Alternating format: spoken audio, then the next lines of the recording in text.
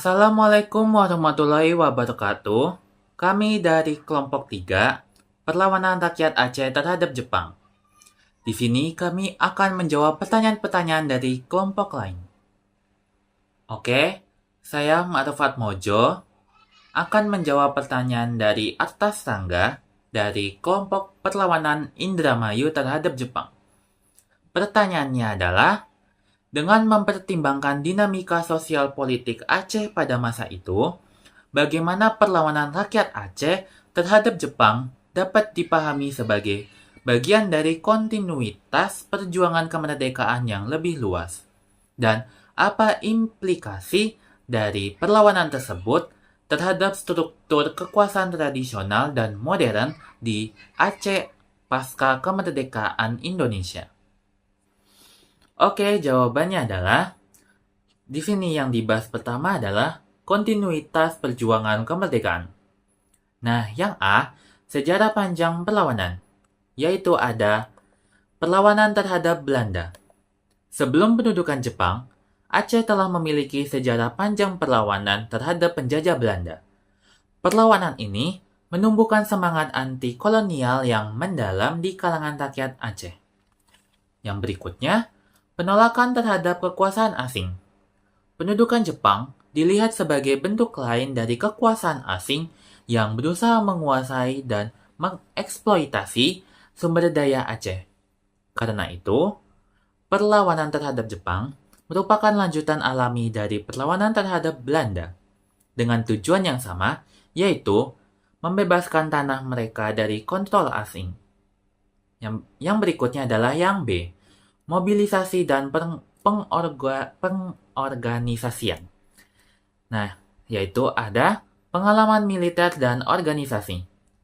Rakyat Aceh yang terlibat dalam perlawanan terhadap Belanda membawa pengalaman dan kemampuan organisasi yang sama dalam perlawanan terhadap Jepang.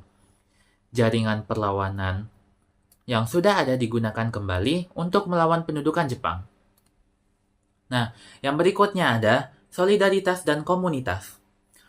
Solidaritas di antara berbagai kelompok sosial di Aceh yang telah terbentuk selama perlawanan terhadap Belanda terus memainkan peran penting dalam mobilisasi perlawanan terhadap Jepang. Oke, yang kedua adalah membahas implikasi terhadap struktur kekuasaan. Nah, yaitu yang pertama ada transformasi struktur tradisional. Yaitu yang pertama ada erosi kekuasaan tradisional. Perlawanan terhadap Jepang lebih lanjut mengikis kekuasaan tradisional sultan dan ulama, yang sebelumnya telah mulai terpengaruh oleh perlawanan terhadap Belanda. Pemimpin-pemimpin lokal yang baru, yang muncul dari gerakan perlawanan, mulai mengambil alih peran kepemimpinan.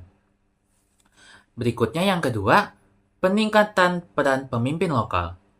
Pemimpin lokal dan milisi yang berperan dalam perlawanan mendapatkan legitimasi dan dukungan dari masyarakat, menggeser kekuasaan dari struktur tradisional ke struktur baru yang lebih berorientasi pada perjuangan kemerdekaan. Oke, yang berikutnya, yang kedua, implikasi sosial dan politik. Yaitu yang pertama ada penguatan identitas dan nasionalisme. Perlawanan terhadap Jepang memperkuat identitas kolektif dan semangat nasionalisme di Aceh. Hal ini membantu menyatukan berbagai kelompok sosial dalam satu tujuan bersama, yaitu kemerdekaan. Yang kedua, perubahan dalam strata sosial. Konflik dan perlawanan juga membawa perubahan dalam hierarki sosial, dengan beberapa kelompok mendapatkan pengaruh lebih besar, sementara yang lain kehilangan posisi mereka dalam struktur tradisional. Oke, itu jawabannya. Semoga bisa dipahami ya. Perkenalkan, nama saya Haura Rahmazia Derajat. Hari ini saya akan menjawab pertanyaan yang diberikan oleh Ernita dari kelompok Indramayu. Pertanyaannya adalah, ada berapa banyak korban terhadap perlawanan rakyat Aceh? Maka jawabannya adalah Menurut jurnal studi kasus Perang Bayu dan Perang Pandrah antara tahun 1942 sampai 1945, pada Perang Bayu yang dipimpin oleh Teuku Abdul Jalil alias Tengku Chatpling, ada 86 orang yang tewas dari pihaknya. Kemudian pada Perang Pandrah yang dipimpin oleh Kucik Usman, ada 42 orang yang tewas. Sementara di pihak Jepang, ada 200 serdadu Jepang yang tewas pada Perang Pandrah. Oke, saya Muhammad Fahri. Saya akan menjawab pertanyaan dari Kadla Erita dari kelompok perlawanan Indramayu terhadap Jepang.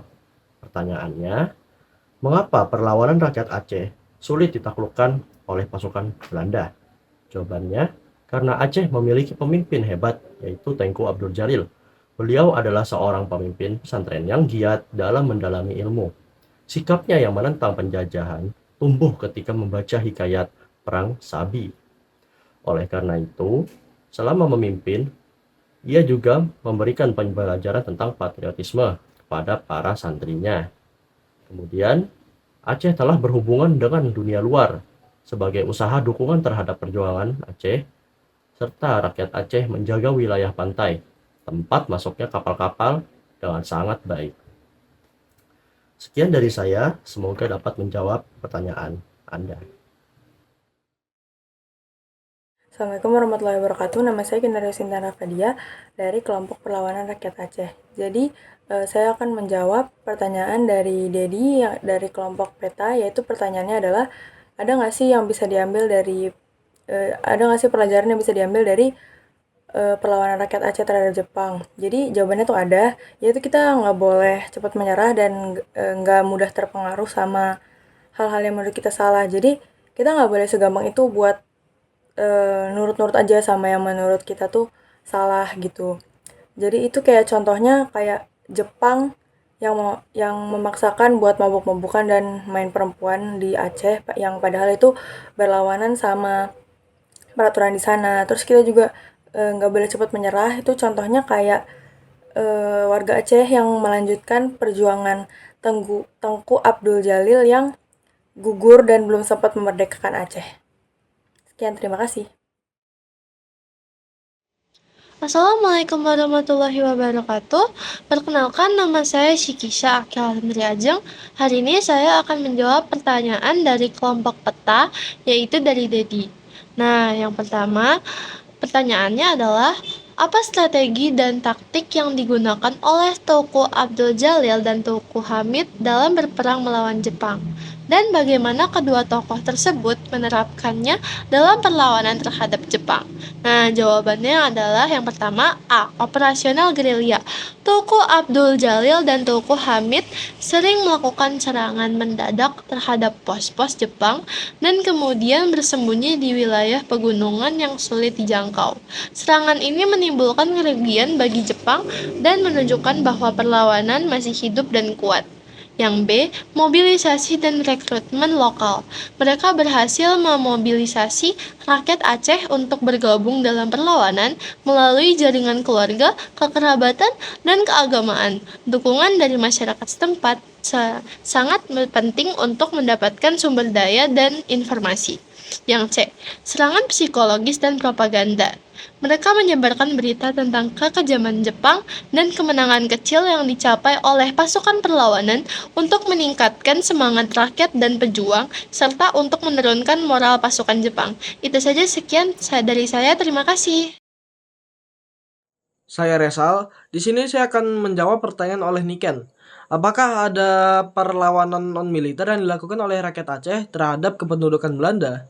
Dan jika ada, bagaimana bentuk-bentuknya? Nah, di sini saya akan menjawab, ya. Jadi di sini ada perlawanan non-militer yang dilakukan oleh rakyat Aceh terhadap Belanda.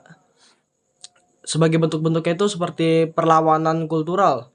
Di sini rakyat Aceh berusaha untuk memperkuat identitas mereka dan juga budaya-budaya mereka agar terhindar dari upaya Belanda untuk menghilangkan budaya-budaya lokal. Lalu juga ada seperti perlawanan dari segi ekonomi. Nah, di sini rakyat Aceh berusaha untuk memboikot produk-produk dari Belanda dan juga untuk tidak mengikuti proyek-proyek yang dilakukan oleh Belanda. Lalu juga ada diplomasi atau propaganda. Nah, di sini rakyat Aceh berusaha untuk diplomasi dan propaganda ke luar negeri, seperti negara-negara Islam di luar seperti Irak, Arab Saudi dan lain-lainnya, agar mendapatkan dukungan internasional terhadap perjuangan mereka. Oke, di sini saya akan menjawab pertanyaan dari Mutia Syafana dari kelompok perlawanan Sukamana. Jadi pertanyaannya adalah, bagaimana Teuku Abdul Hamid Azwar mengakhiri perlawanan di Aceh? Jawabannya adalah, perlawanan lain terjadi di Jangkabuya, Aceh, di bawah pimpinan Teuku Abdul Hamid Azwar. Dengan meluasnya perang ke berbagai tempat, Jepang mencari cara untuk menghentikan perlawanan Teuku Abdul Hamid Azwar. Pada akhirnya, Teuku Abdul Hamid Azwar ditangkap oleh pasukan Jepang. Penangkapan pemimpin utama seringkali menjadi titik balik yang signifikan dalam suatu perlawanan.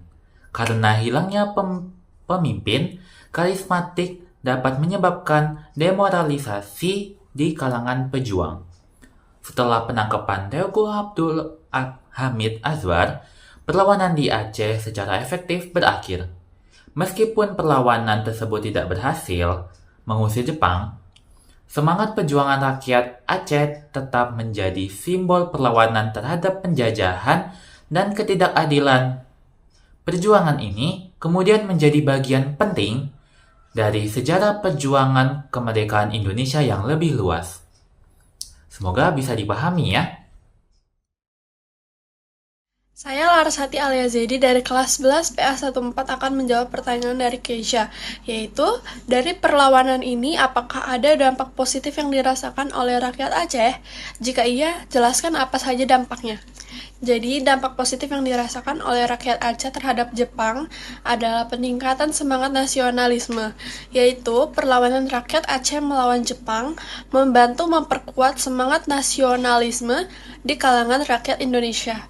Ini juga menunjukkan bahwa perlawanan terhadap penjajah mungkin dan memberikan dorongan moral bagi daerah lain di Indonesia untuk melakukan hal yang sama. Selain itu, peninggalan sejarah yang berharga, yaitu kisah-kisah perlawanan rakyat Aceh terhadap Jepang, menjadi bagian penting dari warisan sejarah yang dapat dipelajari oleh generasi mendatang.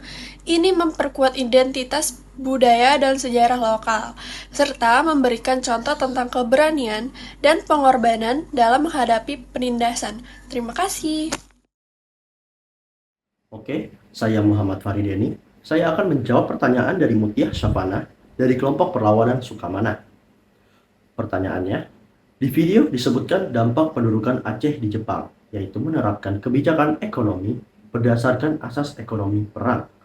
Lalu, sebutkan apa saja contoh dari kebijakan tersebut. Jawabannya, kebijakan dalam bidang ekonomi yang dikeluarkan oleh pemerintah Jepang adalah sebagai berikut. 1. Aset-aset yang ditinggalkan pemerintah kolonial Belanda disita dan menjadi milik pemerintah pendudukan Jepang. Kedua, setiap daerah dalam situasi perang harus menetapkan sistem ekonomi autarki, yaitu sistem ekonomi yang mengharuskan setiap daerah berupaya memenuhi kebutuhan pokoknya sendiri.